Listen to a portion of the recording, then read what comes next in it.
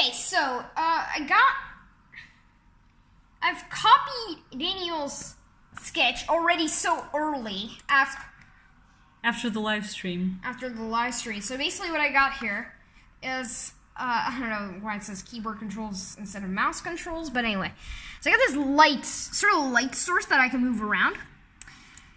But now, what I can do is I can add a boundary, and it even has an ID number. And so, yeah, that will block this light source. And I can add multiple. So if I just make a quadrilateral here,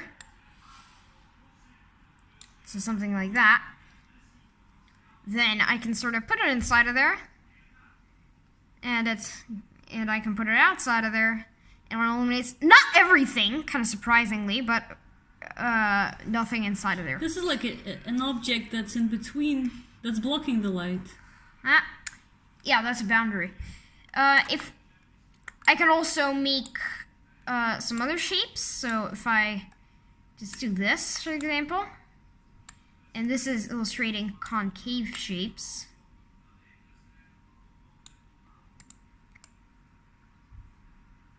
It kind of escapes out of there. That's a bug.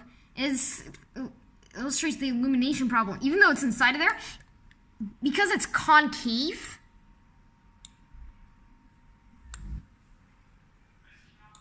and if I make it really concave, I think you'll be able to sort of get the point here. That if I move it inside of there, you can see that it doesn't really illuminate everything at almost every single spot. So first this was just a raycasting simulation, and that was the only thing it was. And I just suddenly realized that I can use this for the illumination problem, because I've heard of this problem where I have a light source, and then I can create a shape or a sort of room, and then how much of the room does it illuminate? Yeah. So these are all absorbers. The illumination problem says that they're actually perfect reflectors, not perfect absorbers, which I'm going to add in later as well. I'm also going to add in later. Here's why I have numbers on here. These are the ID numbers. Oh, don't walk away. We can't hear you.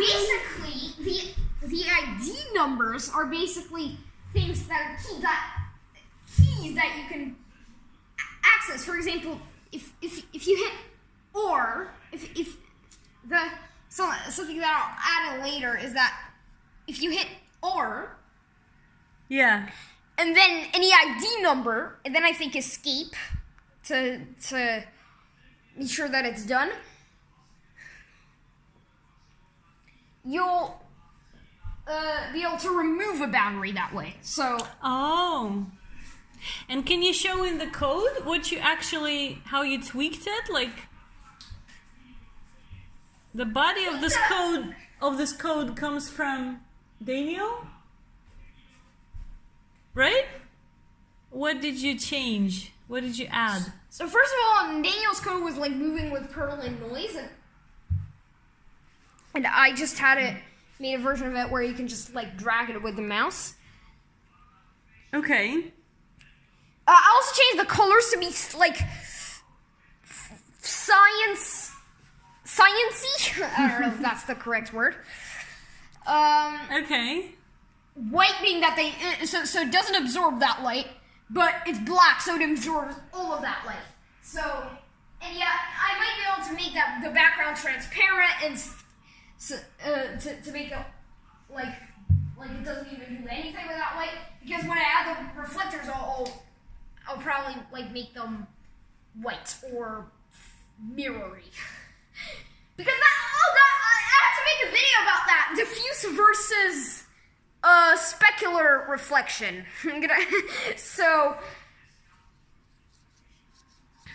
Yeah, like the way a mirror reflects versus a white sheet of paper. I also added the feature that you can add boundaries by right-clicking.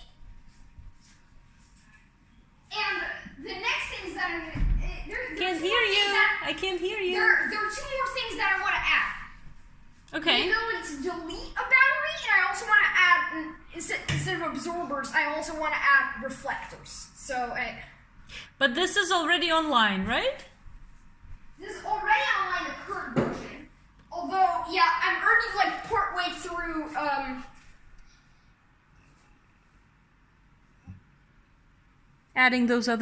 Adding those other features. So this might not be fully working, but Okay. anyway.